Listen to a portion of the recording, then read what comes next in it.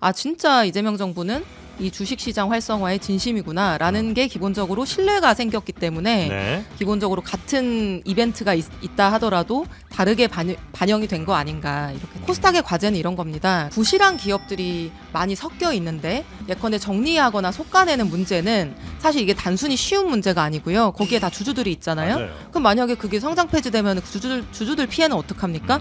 그럼 이제 주주들 피해를 없거나 최소화할 수 있는 방향으로 그런 부실 기업들을 어떻게 정리하거나 개선할 건지, 또 코스닥이 건강해야 벤처 스타트업 같은 기업들이 이제 코스닥에 상장해서 이런 기회들을 많이 얻을 수 있는 거잖아요. 네. 저는 이번 통합 인사가 되게 인상적이었어요.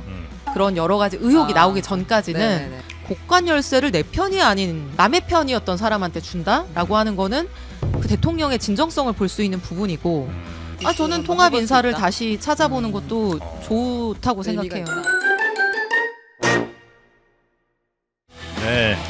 주가지수 2,500에서 5,000까지 이재명 대통령의 역할이 한 1,500쯤 했다면 아마 이소영 의원이 한 1,000쯤 하지 않았나 그렇습니다. 하는 댓글이 또 올라오는 것 같습니다. 요즘 들어 특히 투자하시는 분들께는 갓소영으로 불리는 더불어민주당 이소영 의원 모십니다. 어서 오십시오. 네, 안녕하세요. 오랜만에 뵙습니다. 고맙습니다. 저도 고맙습니다. 네, 요즘 네, 무척 고맙습니다. 밥 사겠다고 하시는 분들이 좀 저도 사고 싶어요. 뭐 있습니다. 가습기 필요하세요 혹시? 제가 하나 사드릴게요. 예, 우리 의원님 때문에 저도 한 네. 몇백만 원을 번 것 벌었죠, 같은데. 드디어. 예. 네. 자, 그리고 우리 최 기자님 어서 오시고요. 네, 안녕하십니까. 최윤경 기자님. 자, 진짜 요즘은 주시장 뭐 물론 이제 앞으로 또 어떻게 갈지 모르겠습니다만 네. 지금 오늘까지만 보자면 너무 좋아요. 이렇게 좋은 날이 대한민국에 없었습니다, 사실. 많이 버셨죠? 저도 좀 벌었습니다. 처음에 인증을 했잖아요. 그렇죠? ETF 사셨었나요 그때? 저는 ETF 투자만 하는데요. 네. 재작년 2024년 11월부터 적립식 투자도 하고 있고 네. 그 작년 9월에 전고점 3,300 돌파했을 때 또 네. 가지고 왕창. 있는 자금을 주가 매수. 연끌해서 또 ETF로. 거치식으로 또 네. 매수도 코스피? 했었고 코스피랑 코스닥 같이 합니다. 네. 진짜 꿀맛이셨겠다. 하여튼 근데 고맙습니다. 네. 자, 우리 이소영 의원님과 함께 잠시 후에 이제 그 코스닥 코스피 얘기는 조금 더 나눠보고요. 예.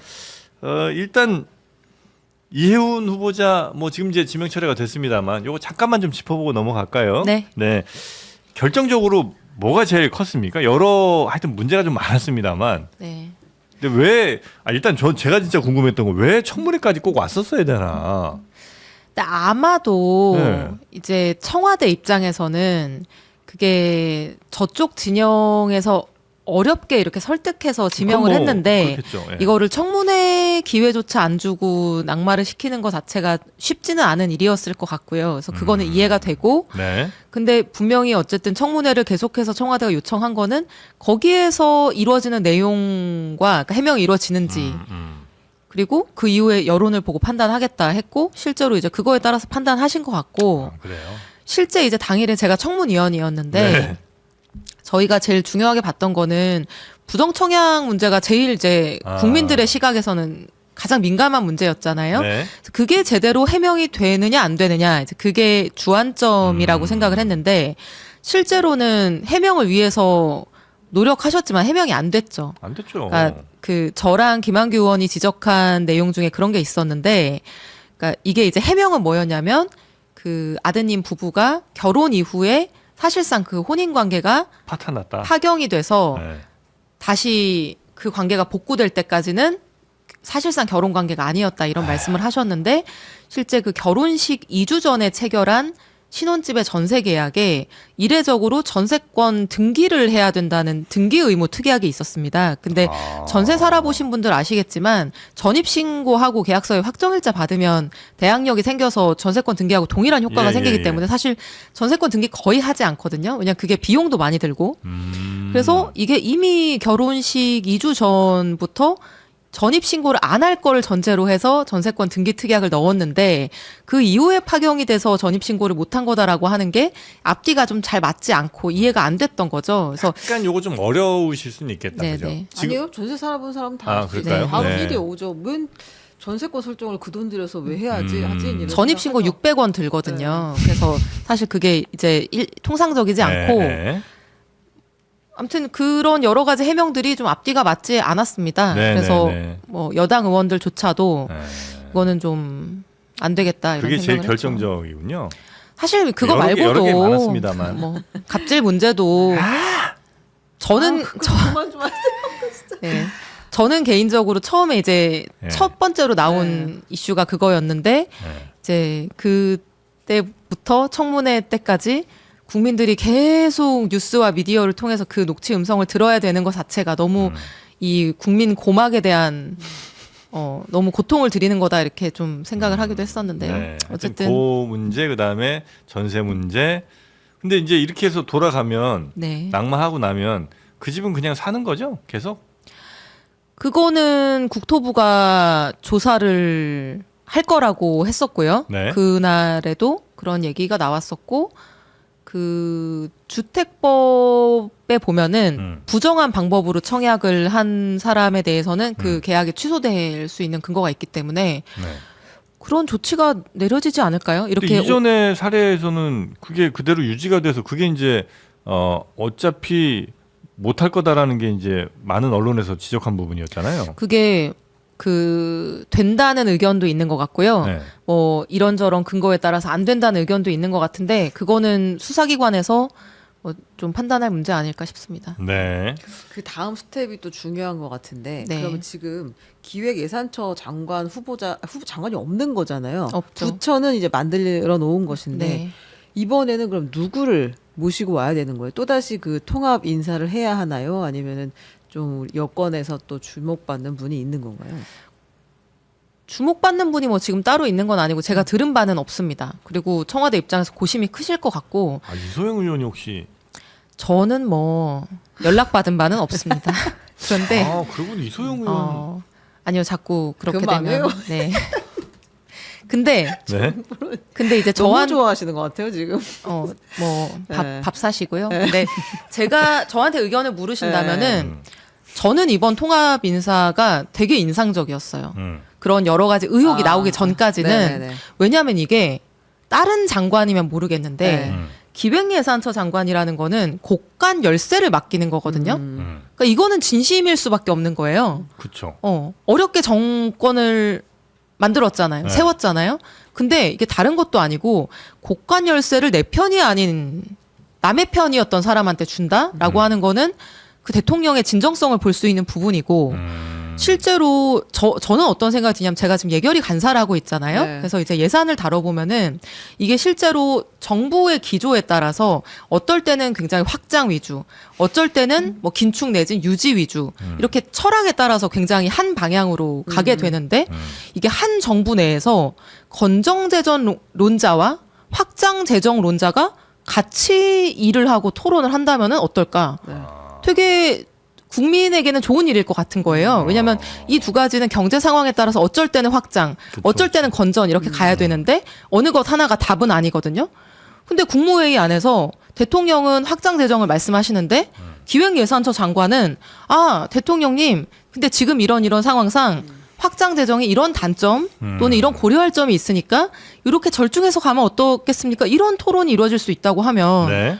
참 좋은 일이잖아요. 그래서 저는 뭐 그분 개인에 대한 평가보다는 네. 그 진정성과 의미 그리고 앞으로 좀 그런 장면이 연출된다고 하면은 참 완전히 새로운 대한민국에서 처음 보는 장면이니까 기본적으로 기재부나 뭐 이런 예산처도 마찬가지일 텐데 관료들 자체가 보수적이진 않아요. 그러니까 좀 더 건전 재정을 매우 이 사람들은 기본적인 스탠스 자체가 추구하고 있지는 않습니까? 그래서 대통령과 굳이 다른 장관이 또 있어야 될 필요가 있나?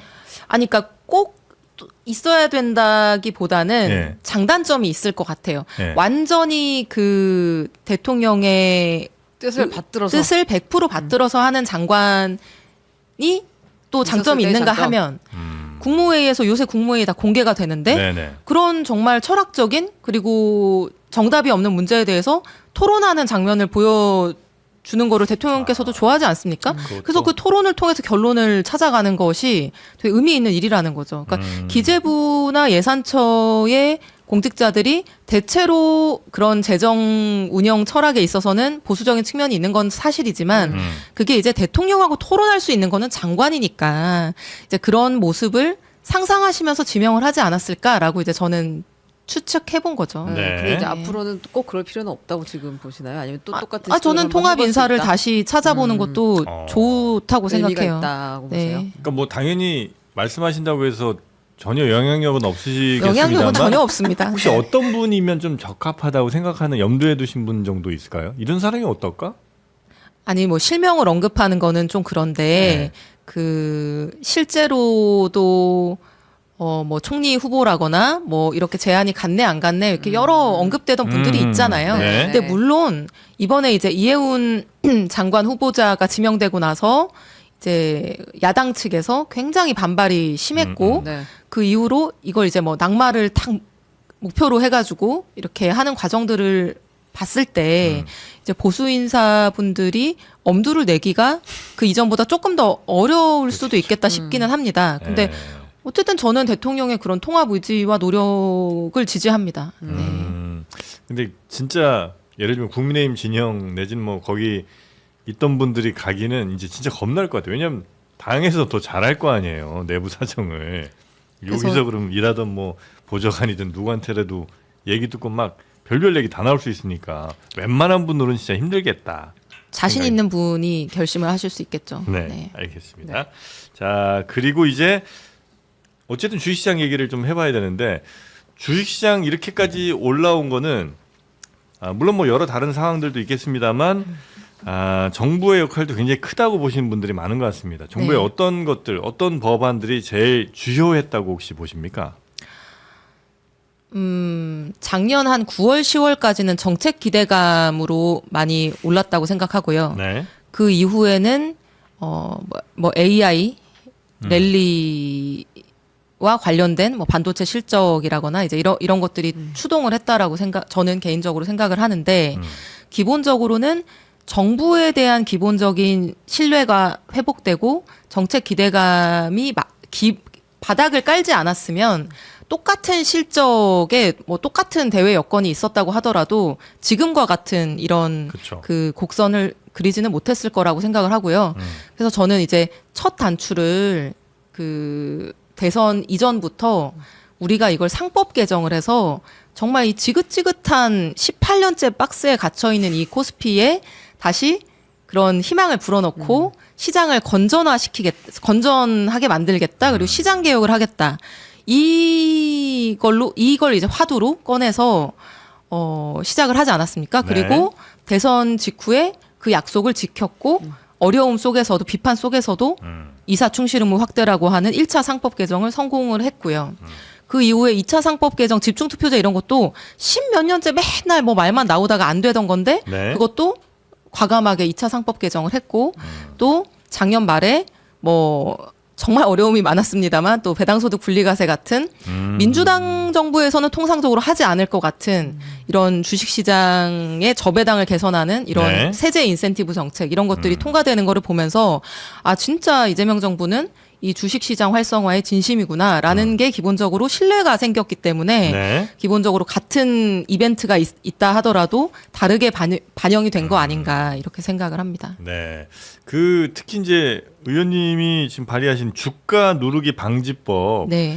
요거는 코스닥 시장 쪽에 굉장히 더 영향이 클 거라고 보시는 분들이 좀 계시더라고요. 근데 코스닥 코스피를 구분하지 않고 일어나는 일이죠. 그러니까 이게 구조적으로 근데 비교적 좀 코스피에 있는 큰 기업들은 그래도 뭔가 뭐 이렇게 승계를 한다거나 뭐 이런 과정이 있어서 예전처럼 그렇게 대놓고는 잘 못하는데 그래도 코스닥이 조금 이제 중소 좀 작은 회사들은 좀 이렇게 대놓고 왜냐면 이제 물량 자체도 아주 많지도 않고 하니까 누르기도 훨씬 편하고 뭐 그런 게 있는 모양이더라고요. 그래도 뭐 대기업 지주회사들 회장님들의 지분이 높은 지주회사들 뭐 PBR 0.3, 0.4 이런 데 얼마나 많습니까? 그래서 사실 이제 저는 시장과 관련 없이 공통된 이슈라고 생각을 하고 이게 그 예전부터 네. 주식 투자자분들이 배당 분리과세 필요합니다. 상법 개정 필요합니다. 이거랑 같이 항상 얘기하셨던 게 상속세 제도를 좀 합리화해야 된다. 이런 얘기를 진짜 많이 하셨거든요. 근데 이게 실제로 몸으로 그 시장 안에서 그런 승계가 예정되어 있는 기업 같은 경우에는 아주 장기간 동안 그 수년 동안 주가가 오르지 못하게 계속해서 이제 누르는 그런 현상들을 몸으로 겪었기 때문에 이제 그런 말씀을 하신 건데 네. 그게 이제 그러니까 그걸 해결하기 위한 방법이 뭐지? 이 상속 대주주 입장에서 주가가 낮을수록 나는 상속세를 적게 내는 이 이해상충 주주의 입장과 대주주의 입장이 완전히 이제 그 이해관계가 달라지는 건데 이 문제를 어떻게 해결하지라는 거에 대해서 어떤 해답을 드리기 전에는 그게 어떤 방식으로 주장이 표출됐었냐면 우리 회장님들 대주주들 상속세 깎아줍시다. 상속세 폐지합시다. 이제 이런 주장으로 나왔는데 사실 그거는 해법이 아닌 거예요. 지금보다 상속세가 낮아진다 하더라도 그게 세금상 유리하면 계속 누를 수 있는 거죠. 그래서 아예 이게 어떤 세율의 문제라기보다는 실제로 지금 대주주들에게 뭐 승계하는 세율이 높은 거는 맞는데요. 저는 이제 그건 인정하지만 실제 그 세율대로 내지 않는 거예요. 그러니까 정식으로 비상장 회사처럼 뭐 자산 수익, 뭐 공정가치 평가해서 상속세가 얼마냐, 그거 중에 실제로 얼마 냈느냐를 제가 이 법을 준비하면서 시뮬레이션을 해봤을 때 네. 전문가들 도움을 받아서 계산을 해봤는데 실질 상속세가 뭐 20% 30%도 안 되는 거예요.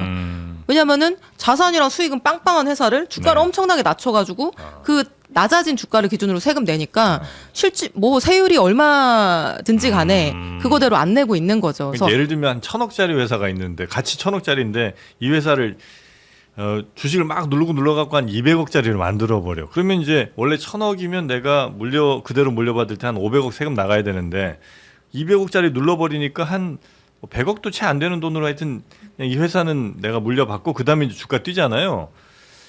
그래서 어떤 회사들은 실제로 그렇습니다. 실제로 회장님 나이가 많아. 선대 회장 나이가 많으면 그 회장의 건강 상태가 주가에 되게 실제로 그 양반이 뭐 병원 갔대 이게 소문이 돌아요. 병원에 입원했대 아니면 뭐 저 계단에서 굴르셨대. 요게 네. 실제로 막 돕니다. 예, 그래서 그럼 이제 가나보다 이제 여기서 막 매집하는 사람도 있고 별별 일이 다 있죠. 그래서 이제 그런 유인을 차단하기 위해서 네. 그 지금 비상장 회사는 공정가치 평가를 하고요. 대주주의 이제 주식 가치에 대해서 상장 회사는 그냥 전후 2개월, 4개월치의 주가 이렇게 해서 이제 평가를 하는데 이게 주가가 시장에서 형성된 공정한 가격이기만 한 게 아니라 사실은 경영자의 의지에 따라서 높일 수도 낮출 수도 있는 가격이기 때문에 이게 비정상적으로 현저히 낮은 경우에는 이 가격을 배제하고 이 가격을 사용하지 않고 비상장 회사하고 동일하게 공정가치 평가를 하자는 거예요. 네. 그래서 그러면은 그 비정상적인 거를 어느 기준으로 할 거냐?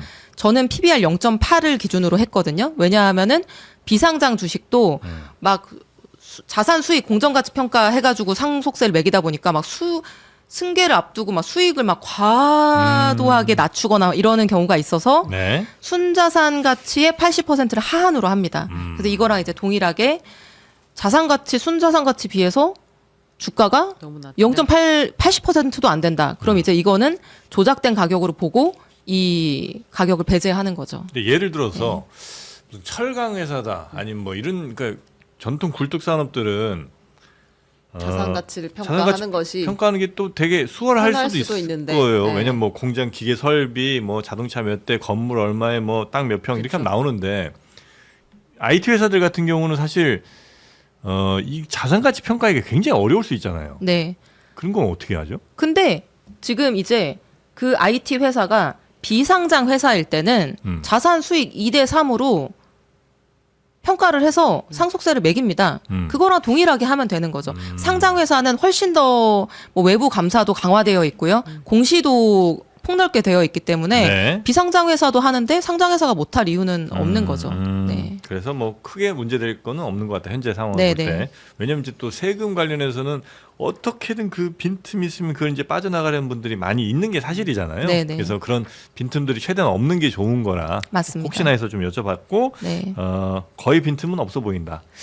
그리고 이제 제도를 실제로 만들어가는 과정에서 뭐 시행령에서 구체화해야 될 것들 이런 것들 잘 하면 되겠죠. 네. 코스닥은 좀 못 갔잖아요. 코스피 간 거에 비해서.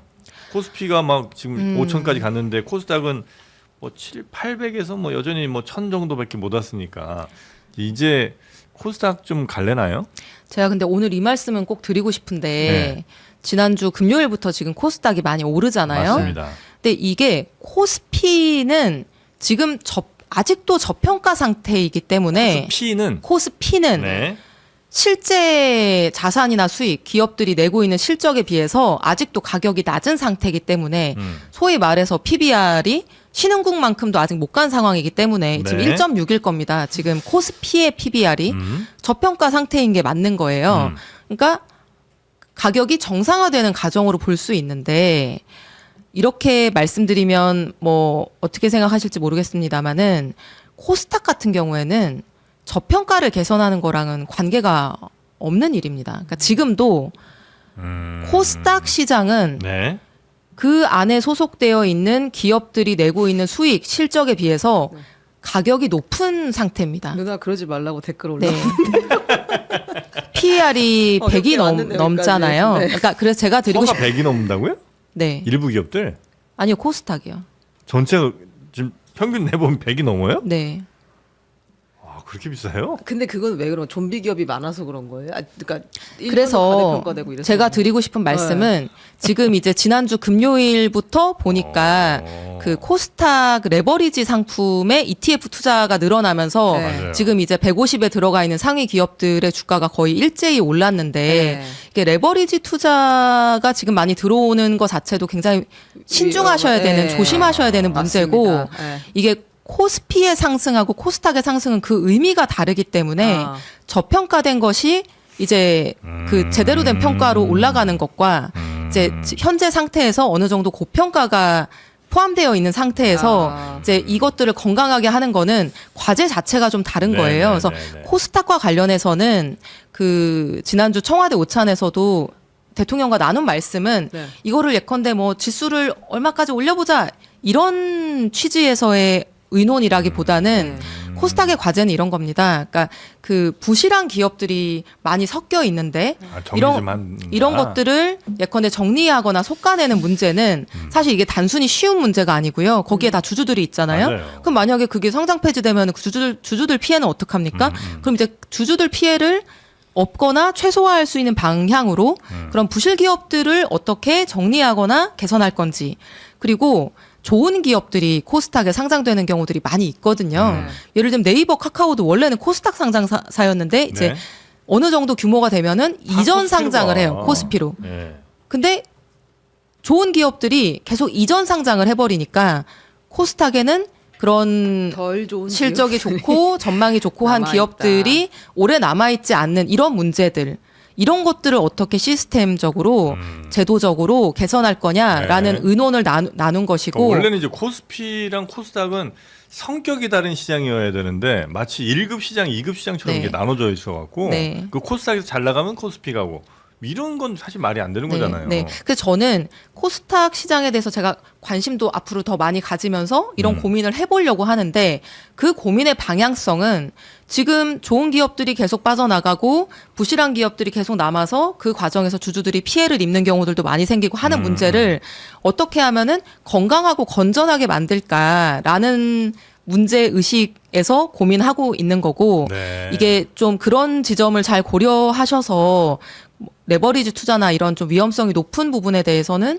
조금 신중하게 접근해 주셨으면 좋겠다는 말씀을 드리고 싶습니다. 네. 네.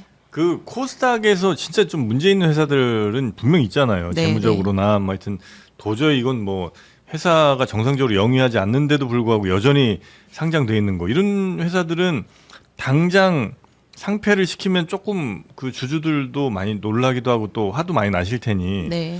뭐 패자부활 리그든 뭐 이렇게 따로 좀 빼놓고 한 1, 2년 정도 유예해 놓고 여기서는 대신 이제 위험성을 충분히 아시는 분들이 와서 뭐 거래를 하든 할 테니까 네. 이렇게 좀 빼서 따로 관리를 좀 하시는 건 어떨까요? 그래서 여러 방안들을 네. 해외의 경험이나 이런 것까지 해서 아. 연구를 좀 하고 있기는 합니다. 네. 그런데 어쨌든 이제 신중하게 접근해야 되는 문제죠. 왜냐면 그 과정에서 부당하게 피해 입는 분들이 생기면 안 되니까. 네. 그래서 어쨌든 코스닥도 지금보다 훨씬 더 건강하고 또 코스닥이 건강해야 뭐 개인 투자자들 많이 들어가서 거래 많이 하는 시장이기도 하지만 이게 건강해야 사실은 벤처 스타트업 같은 기업들이 이제 코스닥에 상장해서 이런 기회들을 많이 얻을 수 있는 거잖아요. 네. 그래서 그런 과제는 있지만 금요일과 뭐 이번 주 초에 이렇게 보이는 뭐 레버리지 ETF를 중심으로 막 이렇게 좀 걱정된다. 전체가 선별 없이 좋은 기업에 대한 선별 없이 이렇게 올라가는 거에 대해서는 조금 저는 좀 조심하셔야 걱정도 된다. 있습니다. 네. 코스피는 정상적인 가치로 간다면 이게 선진국 수준이든 아니면 꼭 거기까지는 아니더라도 어느 정도 인정을 받는다.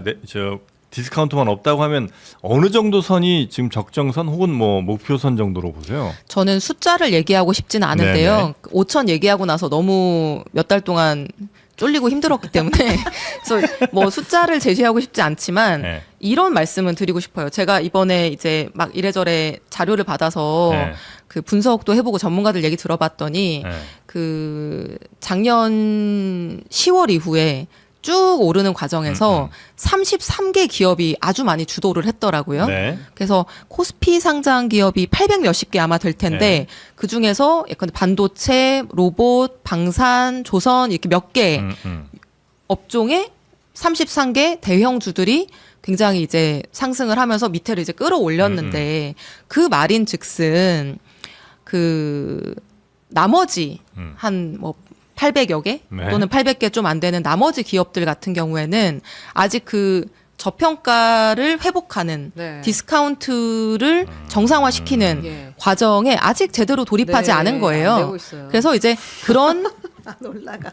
네. 전반적인 특정 업종의 특정한 국면 이런 그 슈퍼 사이클이라거나 특정한 국면에 영향을 받은 기업들 말고 나머지 기업들 같은 경우에도 올해 이제 3월 달에 결산 주총도 있고 할 텐데 뭐 배당도 아마 제가 기대하건대는 배당소득 분리과세에 네. 화답하는 기업들이 있을 거라 생각하고 그럼 배당도 늘어나고 또 주가 누르기 방지법이나 이런 노력을 통해서 네. 아주 PBR이 비정상적으으로 낮은 기업들도 좀 PBR이 올라올까요? 개선되고 하면서 네. 이제 이런 나머지 다수의 기업들에서 나올 수 있는 이제 건강성, 개선 이런 것들이 저는 아직 시작도 제대로 안 했다고 생각을 하거든요. 네. 그래서 그런 점을 고려하면 많은 아직 그냥 가겠네요.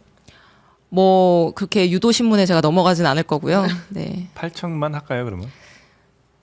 일단은 뭐 앞으로 할 일이 많다. 네. 할 일이 많고 네. 개선이 충분히 더 상승 여력이 있다. 네. 아니 솔직히 말해서 네. 작년에 여러 법을 통과시켰지만 상법 개정만 하더라도 그게 이제 헌법과 같은 규정을 행위 규범을 만든 거잖아요. 이사들이 주주들의 이익도 고려해야 된다. 주주들한테 피해를 미치면 안 된다. 이제 이런 행위 규범을 만든 거기 때문에 이게 실제로 시장에서 어떤 체질 개선이 시작되진 않은 거예요. 행위 규범은 만들어졌지만 예를 들면 뭐 지금까지 있었던 많은 행태들 그런 것들이 앞으로 개선돼야 되는 거죠. 뒤통수 치는 이런 일들이 뭐 예전에 일어나던 일들이 앞으로는 일어나지 말아야 되고 그런 일을 하는 기업들은 제재를 받아야 되고 네. 그런 것들을 통해서 앞으로 실제로 무언가가 변화가 일어나는 거는 올해부터일 거라고 저는 생각을 하거든요. 코스피는 이제 시작이고 코스닥은 살짝 걱정된다 정도? 아니, 살짝 걱정된다기보다는 투자에 있어서 시장의 특성을 좀 잘 고려해서 신중하게 판단하시면 좋겠다. 신중하게 판단하시라. 네. 그 국민연금이 국내 투자 비중을 늘린다. 이거는 잘한 선택이라고 보세요? 그거는 이제 어려운 문제인데요. 네. 일단은 아마 비중을 조정하지 않을 수 없었던 거는 기존에 가지고 있는 주식이 확 오르면서 그 비중을 넘겨버렸어요, 이미. 네. 그러니까 절로 팔아야 그냥, 되는 상황. 늘었는데. 그 비율을 유지하려면은 이게 어쨌든 현재 가치 기준으로 해서 전체 자산 규모 대비 얼마 이렇게 계산하는 거니까 네. 지금 코스피가 2배 올랐잖아요. 가지고 있는 주식이 가치가 2배 오른 거니까 이미 그 비율이 깨져서 팔아야 되는 상황. 근데 그건 바람직한 일은 아니거든요. 네. 그래서 이제 그런 점을 고려해서 조정할 필요는 있는 것인데 우리나라 국민연금의 규모는 우리나라 경제 규모와 비교했을 때 굉장히 크기 때문에 사실은 그거를 뭐 우리 코스피를 뭐 활성화하기 위해서 국내에 더 많이 투자하자 또는 해외 투자하려고 하면은 환율에 뭐 영향 미치니까 국내 비중을 늘리자 이런 식의 접근 방식은 저는 부작용도 많다고 생각합니다. 네네네. 왜냐하면 국민연금 자체가 우리 국민들 노후 자산이기 때문에 그쵸. 안전한 포트폴리오를 가지고 투자하는 게 1순위고요. 그거를 예컨대 주식시장 뭐 지수 높이는데 활용한다거나 단기적으로 환율을 안정화시키는데 활용한다거나 하는 거는 위험한 접근 방식이라고 생각하기 때문에 네. 국민연금의 국내 투자 비중 특히 만약에 국내 채권 비중을 높인다라고 한다면은 예컨대 바깥으로 내보내지 않기 위해서 외환 거래하지 않기 위해서 국내에 채권 투자 늘린다 이러면 그건 수익률에 굉장한 악영향을 미치거든요. 그래서 그런 거는 주의해야 되는 거고 그런 접근은 정부에서 조심했으면 좋겠습니다. 네. 자, 그리고 여쭤볼 게 지금 시간이 별로 없는데 네. 합당 얘기랑 지금 부동산 보유세 얘기가 좀 있는데 뭐가 더 편하세요? 어차피 둘 다 하실 거 아닌가요? 순서는 바꿀 수 있죠. 네. 뭐 아무거나 괜찮습니다. 아, 그럴까요? 네. 그럼 일단 뭐 경제 얘기 좀 했으니까 부동산 보유세 갑니까? 저는 구체적으로 정부에서 논의되고 있는 걸 따로 들은 바는 없습니다. 네. 제가 기재위 그 이제 조세를 담당하는 위원회에 있긴 하지만 아직 구체적인 뭐 내용을 전달받은 거는 없고요. 네. 최근에 대통령 발언은 제가 이제 이해하기로는 네. 이런 거라고 생각해요. 필요한 발언이고 첫 번째. 두 번째는 부동산 정책에서 진짜 제발 하지 말아야 되는 게 오락가락하는 아, 이상한 맞아. 시그널을 보내는 거거든요. 맞아요. 아니 그 욕먹어가면서 토어제도 그렇게 넓게 지정을 하고 정말 뭐 파격적인 사실 정책을 작년에 발표한 건데 또 세금에 있어서는 완화적인 발언을 한다라고 하면은 아니 이 시장 참여자들은 사야 돼, 팔아야 돼, 버텨야 돼. 헷갈린다. 예. 명확한 시그널, 일관된 하나의 방향으로 네. 나가야 되는 게 기본이고 그래야 저는 뭐 시간차를 두더라도 시장이 움직일 거라 생각하거든요. 그런 네. 의미에서 지금 뭐 공급 대책 발표도 임박한 상황으로 제가 알고 있어서 곧 발표될 것 같은데 네. 이게 어떤 그 뭐 토지거래 허가를 포함한 규제 정책도 강력하게 발표가 됐었고 그러면은 공급도 뭐 아직 발표 안 됐지만 어쨌든 뭐 의미 있게 발표가 된다라고 하면 사실 세제만 빼고 논의할 수는 없는 거죠. 세제도 고민하고 필요한 수단을 동원해야 되는 거고 이런 것들이 조화돼서 삼박자가 잘 갖춰진다고 하면은 실제 시장에서 지금까지와는 다른 선택이 일어날 수 있겠죠. 근데 이런 과정에서 뭐 하나라도 애매하고 오락가락하는 모습을 보이면 안 되기 때문에 저는 대통령의 발언은 그런 맥락에서 필요했다. 네, 그리고 뭐 적절한 말씀이다라고 생각합니다. 정책의 목표는 가격 상승을 억제하는 거예요? 아니면 가격을 좀 다운시키고 싶어 하는 거예요? 가격 자체가 정책의 목적일 수는 없다고 생각하고요. 자본주의 시장 경제에서 어떤 가격을 인위적으로 뭐 올린다 내린다 하는 것도 그게 뭐 대주주가 주가를 하는 거랑은 다르지 않습니까? 그래서 가격 자체가 정책의 목표일 수는 없다고 생각하는데 그냥 우리 국민들이 부동산의 버거운 부동산 어떤 비용으로 인해서 주거 비용으로 인해서 고통을 겪지 않는 거 그리고 합리적인 기회와 가격 비용으로 안정된 주거를 누릴 수 있는 거 그게 이제 목표인 거죠. 네.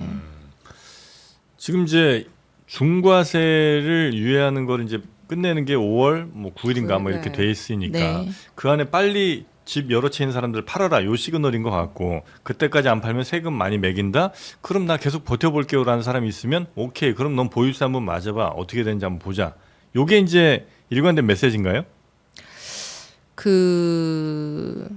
사실은 보유세 문제와 관련해서 구체적으로 어떤 생각을 가지고 계신 제가 들은 바는 없습니다. 네. 이제 지금까지 당에서는 뭐 정책위라거나 뭐 여러 번 그 보유세 문제는 당장 검토하고 있지 않다는 메시지가 나가기도 했었고요. 그래서 최근에 이제 정부에서 어떤 기류 변화가 있는지는 죄송합니다만 제가 뭐 자세한 정보를 갖고 있지 않은데 네. 근데 기본적으로는 양도세든 보유세든 중장기적으로는 개편이 필요한 것도 사실입니다. 합리적인 방향으로. 합리적이라는 게 좀 더 상향되는 방식으로 세금이 상향되는 방식이라기보다는 지금 보유세 같은 경우에도 네. 그 기본적인 재산세와 종부세 체계라고 하는 게 예. 불합리성도 존재하는 거고요. 근데 그거를 뭐 예컨대 뭐 합치자는 얘기도 있었고 종부세를 뭐 폐지하고 재산세를 조금 더 합리화하자는 얘기도 있었고 그러면 국세와 지방세의 문제, 뭐 지방으로 가는 세수의 문제 이런 것들 어떻게 할 거냐 많은 논쟁들 논리들이 있었는데요. 그런 논쟁들을 이제 한 번에 모아서 어떻게 하는 것이 부동산을 필요한 사람들이 보유하고 또 적절하게 시장에서 거래할 때 이게 왜곡을 과도한 뭐 쏠림이라던가 이런 것들 방지하는 방법인지 이런 것들은 종합적으로 개편할 필요가 있죠. 네. 알겠습니다. 애매하게밖에 말씀 못 드려서 그러네요. 죄송합니다. 네. 그러니까 목적을 잘 모르겠어서 사실은 여쭤본 네. 것인데 만약 시장에 매물을 많이 나오게 해서 가격을 좀 정상화 좀 낮추고 싶다 하면 양도세도 풀고 보유세를 높이고 거래세 자체를 확 없애버리면 그렇게 할 수 있을 것 같아요. 근데 이제 양도세를 이제 다시 다주택자한테 중과한다고 하면 그럼 이제 더 이상 못 팔 거 아니에요. 5월 9일 지나고 나면 매물이 나오는 건 기대하지 말아야 되는데 그 사람들이 보유세가 높아진다고 팔 것이냐? 그렇지 않을 거잖아요. 그러니까 테러를 막아놓고 세금을 높이는 것이 가격을 정상화시키는 방법일까? 그러니까 전 되게 궁금해서 이 정책의 목표가 정확히 뭔지가 계속 잘 이해가 안 그래서 가고. 제 생각에는 지금은 이제 짤막짤막한 메시지로만 나온 상황인데 이거를 단건으로 하지는 않을 거라 생각하고요. 종합적인 대책이 나올 것 같습니다. 근데 그 내용은 아직 제가 모르기 때문에 근데 기자님 문제의식은 저도 동의합니다. 네. 합당은 찬성하는 입장이세요? 아니면 반대하는 입장이세요? 저는 일단 절차가 너무 잘못됐다는 얘기를 그날 당일날 의총에서 첫 번째 발언자로 나가서 발언을 했었고요. 네. 네. 당대표가 먼저 이렇게 기습적으로 얘기한 거는 절차부터 일단 잘못됐다. 아니 지도부하고도 논의를 안 하고 상대당에 먼저 제안했다는 거는 네. 사실은 있을 수 없는 일이죠. 왜냐하면 그 민주당이라고 하는 정당이 나름대로 역사도 있고 정말 많은 당원들, 많은 의원들을 가지고 있는 큰 정당이고 체계가 있는 정당인데 이게 당대표 혼자 이렇게 중요한 의사결정을 하라고 전단적인 권한을 주지 않았거든요. 아무도. 그래서 여러 사람이 토론과 수기를 통해서 무언가 결정하라고 복수의 지도부를 선출한 건데 그런 체계를 만들어 놓은 건데 이거를 그냥 최고위원들은 몰라 뭐 그 사람들 중요한 사람들 아니야 내가 결정하겠어 이렇게 해서 그 전날 상대 정당의 대표하고 얘기한다고 하는 것 자체가 기본적으로 이렇게 민주적 절차 당내에서의 어떤 중요한 의사결정을 민주적 절차를 거쳐서 한다라고 하는 그 기본적 절차와 원칙을 좀 경시하신 거라고 저는 봐서 네. 절차 문제라고 보고 내용적으로는 논쟁적인 부분인데 아마 저랑 다른 의견도 있으실 텐데 네. 사실 지난 2022년 대선, 그러니까 저희가 이제 졌던 대선이죠. 그 대선 때 대선을 앞두고 우리가 그 확장하고 진영을 이렇게 하나로 모아야 된다. 이제 이런 명분으로 열린민주당하고 합당한 적이 있어요. 네. 그때 이제 대선 결과는 안타까운 결과였는데 그 이후에 이제 여러 분들 전문가들이 평가할 때 이게 플러스 요인도 있지만 마이너스 요인도 있었다 이런 평가들도 있었거든요.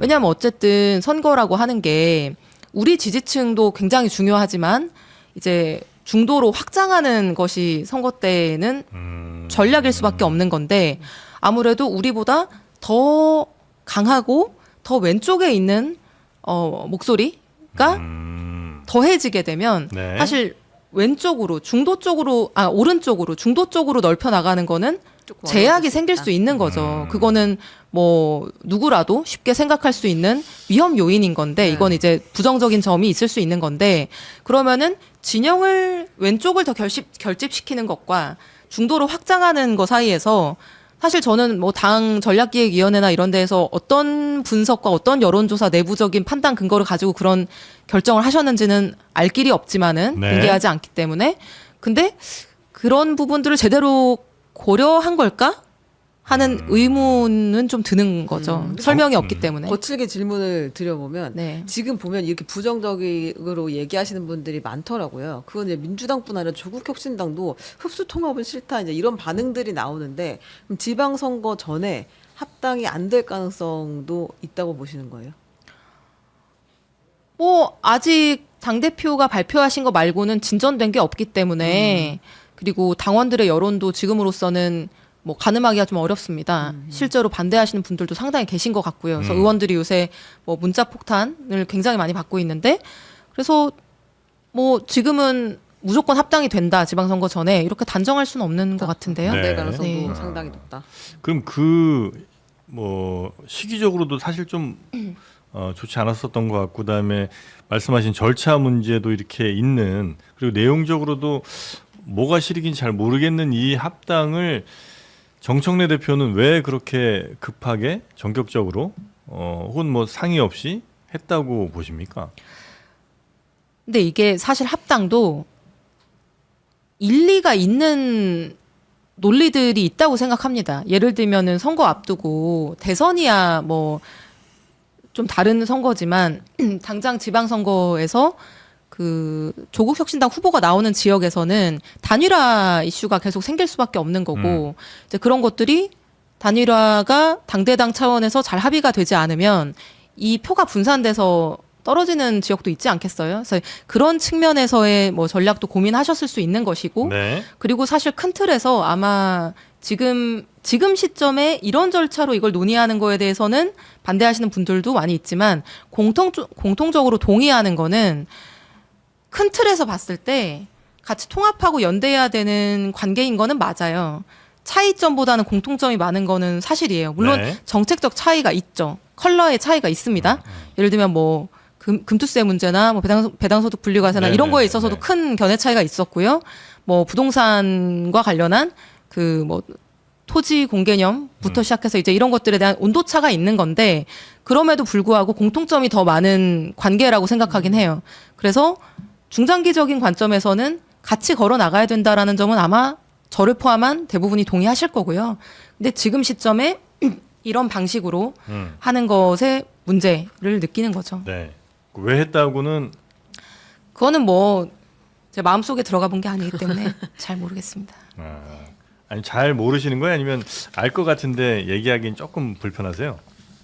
둘 다입니다. 네. 알겠습니다. 네. 자, 오늘 혹시 못다 하신 말씀 있을까요? 아쉬운. 아니요, 뭐 많이 한 것 같은데요. 필요 아니, 이상으로. 근데 댓글에서 계속 금투세 재논의를 언제 하냐는 질문이 올라오는데. 지금 공식적으로 청와대에서 밝힌 입장은 현재로서는 재검토할 계획이 계획이 없다. 없다. 예. 알겠습니다. 답이 되셨을 것 같습니다. 자, 오늘은 더불어민주당 이소영 의원님과 함께 우리 뭐 주식시장 이야기 좀 많이 나눠봤고요. 그리고 이혜훈 후보자 또 당 통합 관련된 이야기까지 같이 여쭤봤고 아마 조금 곤란한 질문이 있었을 것 같기도 한데. 항상 곤란한 질문을 많이 하시더라고요. 최윤경 기자가 참 곤란해요, 사람이. 그렇죠. 예, 죄송하게 생각합니다. 뭐 쌍벽이신 것 같습니다. 네. 자, 일단 오늘 대단히 감사하고요. 또 뵙겠습니다. 네, 감사합니다. 5천 고맙습니다. 감사합니다. 네.